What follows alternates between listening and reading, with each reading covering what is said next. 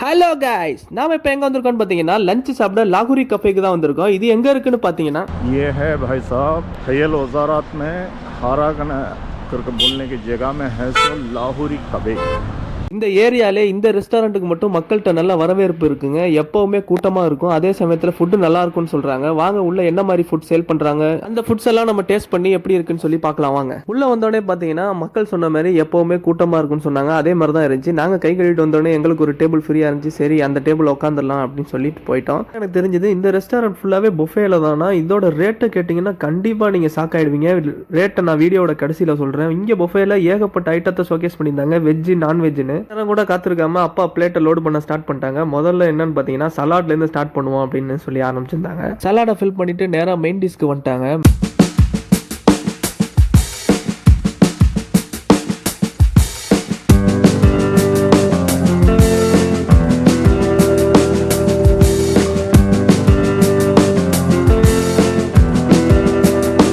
ப்ராப்பராக சூப்லேருந்து ஸ்டார்ட் பண்ணுவோம் அப்படின்னு சொல்லிட்டு ஃபஸ்ட் எடுத்தோடனே ஒரு பவுலில் சூப்பை நிரப்பிட்டு நான் வந்துட்டேன் டேபிளுக்கு. இந்த சூப்பை பற்றி சொல்லணும்னா பார்க்கவே நல்லா க்ரீமியாக தான் இருந்துச்சு, நல்லா திக்காக. அதுவும் இல்லாமல் இதில் சீஸு கார்ன்லாம் வெட்டி போட்டிருக்காங்க. சூப்பராக இருந்துச்சுன்னு சொல்லணும். அடுத்து நம்ம பிளேட் எடுத்துகிட்டு மெயின் டிஷ் நிரப்பலாம் அப்படின்னு சொல்லிட்டு போயிட்டேன். இங்கே இருக்கிற எந்த டிஷ்ஷோட நேமும் இங்கே மென்ஷன் பண்ணல. சரி எல்லாத்துலேயும் கொஞ்சம் கொஞ்சம் எடுத்து வச்சுக்கலாம் அப்படின்னு சொல்லிட்டு எல்லாமே எடுத்து வச்சுருந்தேன். ஃபர்ஸ்ட் இருந்தது பார்த்தீங்கன்னா பிரியாணி ரைஸ் மாதிரி இருந்துச்சு. பக்கத்தில் இருந்தது ஆஸ் யூஷுவல் புலவு மாதிரியே இருந்துச்சு. அடுத்து பார்த்தீங்கன்னா இந்த இடத்துல ஃபேமஸாக இருக்கிறது இந்த ஷீக் கபாப் தான். இந்த ஷீக் கபாப்புக்கு தான் நிறைய பேர் இங்கே கூட்டமாகவே இருக்காங்க. எல்லா ட்ரேவும் ஃபுல்லாக இருந்தாலும் இந்த ஷீக் கபாப் ட்ரே மட்டும் எப்போவுமே காலி ஆகிட்டே இருக்கும். அவங்க நிரப்பிட்டே தான் இருப்பாங்க. கூடவே அடுத்த ட்ரேல என்ன இருந்துச்சுன்னு பார்த்தீங்கன்னா ஹைதராபாதி ஹலீம் மாதிரி இருந்துச்சு மேலேருந்து பார்க்கறதுக்கு. உங்களுக்கும் அப்படி தெரியுதான்னு கமெண்ட்டில் சொல்லுங்கள். சரி நான் அதுலேருந்து கொஞ்சோண்டு எடுத்து நான் பிளேட்டில் வச்சுட்டு வேறு என்னன்னு பார்க்கலான்னு பார்த்தீங்கன்னா சிக்கன் போன்லெஸில் ஏதோ ஒரு இருந்துச்சு. அதுவும் எண்ணெய் மிதக்க இருந்துச்சு. சரி அதுலேருந்து கொஞ்சோண்டு எடுத்துப்போம், எப்படி நம்ம டேஸ்ட் பண்ணி ஆகணும் கண்டிப்பாக அப்படின்னு சொல்லிட்டு எடுத்துக்கிட்டேன். அடுத்து என்ன இருக்குன்னு பார்த்தா வெஜ்ஜிலலாம் நிறைய டிஷ் வச்சுருக்காங்க. சரி கடைசியாக அதை முட்டை மிதக்குது, அந்த முட்டையை மட்டும் அலையாக்கா தூக்கி நம்ம தட்டில் போட்டுட்டு கிளம்பிடுவோம் அப்படின்னு சொல்லிட்டு அதை மட்டும் தூக்கிட்டேன். நான் எடுத்துகிட்டு டேபிளுக்கு போயிட்டோம். டேபிளுக்கு நாம் வரத்துக்கு முன்னாடியே நமக்காக இந்த பட்டர் ரொட்டி வெயிட் பண்ணிட்டு இருந்துச்சு. சரி ரொம்ப நேரம் வெயிட் பண்ண வைக்காமல் அதை பிச்சு சரி எதில் தொட்டு சாப்பிட்லாம் அப்படின்னு ஒரே கன்ஃபியூஷன். சரி எதுலையாவது தொட்டு சாப்பிடுவோம் அப்படின்னு சொல்லிட்டு சாப்பிட்டா டேங்கப்பா செம்மையாக இருக்குங்க. ஒரு மாதிரி டிஃப்ரெண்ட்டாக பக்காவாக இருந்துச்சு இந்த டேஸ்ட்டு. ஆனால் அதோட பேர் தான் தெரியல. சரி இருக்கட்டும், அந்த கபாப் ஃபேமஸான கபாப் எடுத்து சாப்பிட்டு பார்ப்போம் அப்படின்னு சொல்லிட்டு ஒரு சாப்பிட்டு பார்த்தேன். நல்லா சாஃப்டாக பக்காவாக இருந்துச்சு. நான் ஃபஸ்ட் டைம் இப்போ தான் கபாப் சாப்பிட்றேன். இது சாஃப்டாக தான் இருக்குமா அப்படிங்கிறது எனக்கும் தெரியல. சாப்பிட்டேன். கபாப் வந்து அவ்வளோ ஸ்பைசியாகவும் இல்லை, நார்மலான ஒரு காரத்தில் தான் இருக்குது. ஆனால் நல்லா இருக்குங்க.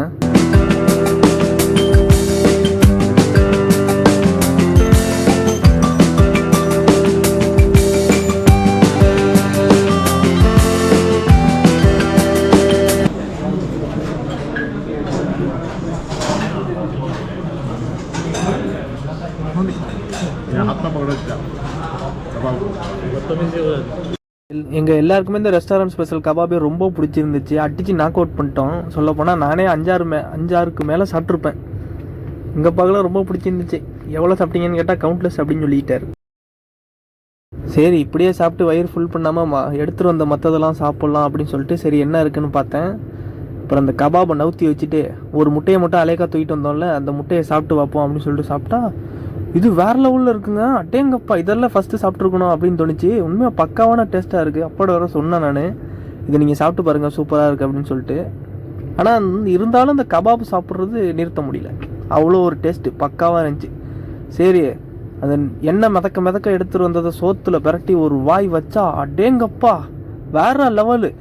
ஆனால் ஃபஸ்ட்டு விஷயம் பார்த்தா எண்ணெய் மாதிரி இருக்குது, அது ஃபுல்லாகவே பட்டர். அது பட்டரில் பால் ஊற்றி சிக்கன் பண்ணியிருக்காங்க. இது தாண்டா பட்டர் சிக்கன், பக்காவான பட்டர் சிக்கன் அப்படின்னு சொல்லிட்டு நல்லா சாப்பிட்டு பார்த்தேன். அந்த பீஸெல்லாம் செம்ம சாஃப்ட்டு.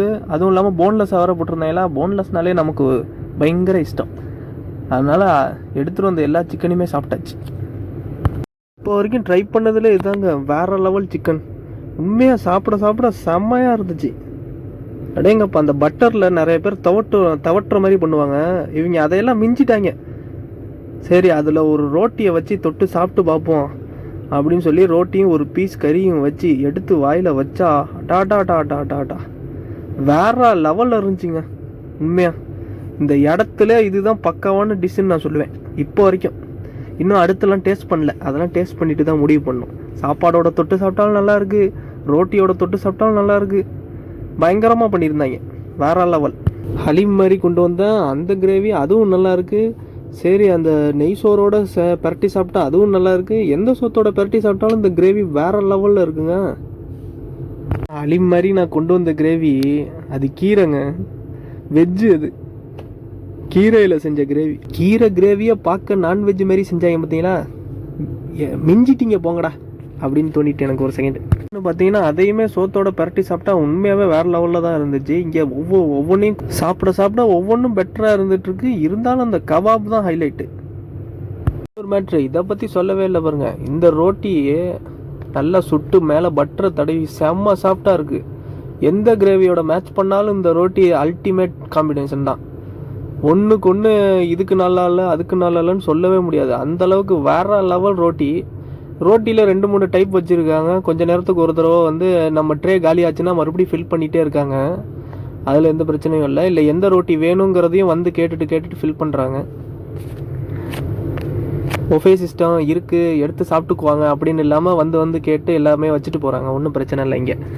அதெல்லாம் பக்காவாக பண்ணாங்க. நான் படக்குனது ரோட்டியெல்லாம் ஓரம் வச்சுட்டு 2வது ரவுண்டு போயிட்டு அந்த பட்டர் சிக்கனை எடுத்துகிட்டு வந்துட்டேங்க. சோத்து அந்த நெய் சோறை கொஞ்சோண்டு போட்டு கூடவே பட்டர் சிக்கனையும் அள்ளி போட்டு எடுத்துட்டு வந்துட்டேன். ஏன்னா அது ரெண்டும் அல்டிமேட் காம்பினேஷன். பா வேற லெவல். நான் சாப்பிட்டுட்டு வீடியோ எடுத்துகிட்டு இருந்தோமா, அதுக்கு பக்கத்து டேபிளில் இருந்த அண்ணங்கள்லாம் சாப்பிட்டுட்டு கிளைமேக்ஸ்க்கு வந்துட்டாங்க. அவங்க இந்த பக்கம் பார்த்துருந்தாங்க. பார்த்துட்டு நாங்களும் வீடியோக்குள்ளே வரலாமா அப்படின்னாங்க.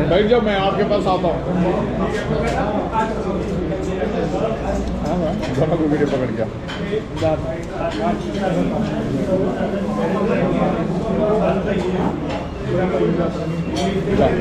खत्म करने के पहले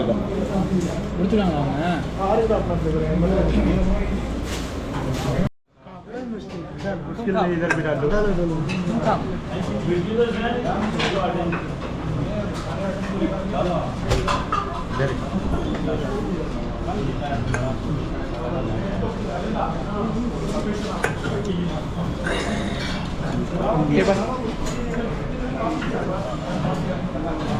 நான்லாம் சாப்பிட்டுட்டு இருந்த கேப்பில் அப்பா எங்கேருந்தோ போயிட்டு டிஃப்ரெண்ட்டான ஒரு டிஷ்ஷை எடுத்து டேபிளில் போட்டு வந்துட்டாங்க. என்னன்னு கேட்டால் கறி பக்கோடாங்கிறாங்க. அது சாப்பிட்டு பார்த்துட்டு அப்பாவே எப்படி இருக்குன்னு சொல்லுவாங்க அப்படின்னு சொல்லிட்டு பார்த்தா ஓகே நல்லாயிருக்கு அப்படின்னு சொல்லிட்டாங்க. இருந்தாலும் அந்த கபாபை விடுறதா இல்லை, நாங்கள் அடித்து வளைச்சி கட்டிட்டோம். அவங்க சுட்டு கொண்டு வந்து கொட்டுறாங்க, நாங்கள் எடுத்து கொண்டு வந்து டேபிளில் வைக்கிறோம்.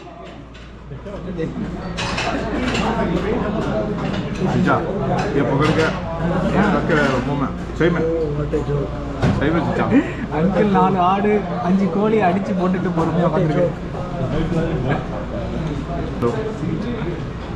खाली प्लेट है जीजा.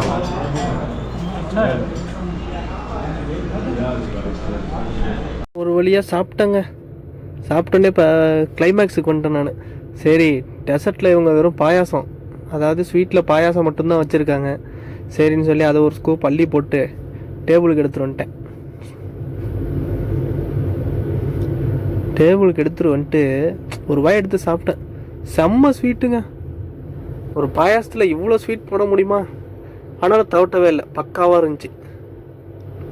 எல்லாம் சாப்பிட்டு ஒரு வாய் தான் சாப்பிட்டேன், அதுக்குள்ளே ஃபுல்லான மாதிரி இருக்குது. அப்புறம் தான் ஆணி அடித்த மாதிரி ஒரு விஷயம் நல்லா ஞாபகம் வச்சுக்கிட்டேன். பொஃபே சாப்பிட்றதுக்குலாம் நான் ஒரு ஆள் கிடையாது. நமக்கெல்லாம் நார்மலாக ஒரு சாப்பாடு வாங்கினாலே அதிலே பாதியிலே வயிறு நிரம்பிடுது. இதில் எங்கத்த பொஃபே எல்லாம் ஃபுல் பண்ணி சாப்பிட்டு ஒரு வழியாக சாப்பிட்டேன் காய்ஸ். சாப்பிட்டுட்டு பில் கட்ட வந்துட்டோம். இந்த பொஃபேவோட ரேட்டை பற்றி சொல்கிறேன்னு சொன்னேன் இல்லையா, ரேட் எவ்வளோன்னு பார்த்தீங்கன்னா 40 ரியால் ஒரு ஆளுக்கு. இதே நீங்கள் கோக்கும் தண்ணியும் வாங்கலை அப்படின்னா 35 ரியால். 40 ரியாலுக்கு ஒரு பிரியாணி விற்கிற இந்த ஊரில் இவங்க 40 ரியாலுக்கு பொஃபேவே கொடுக்குறாங்க. அதுவே வேறு லெவல் தானே அப்படின்னு நினச்சிக்கிட்டு அங்கேருந்து சாப்பிட்டு திருப்தி அங்கேருந்து கிளம்பிட்டோம். கிளம்பிட்டு வெளியில் வந்து பார்த்தா மாட்டு இறைச்சி கடை.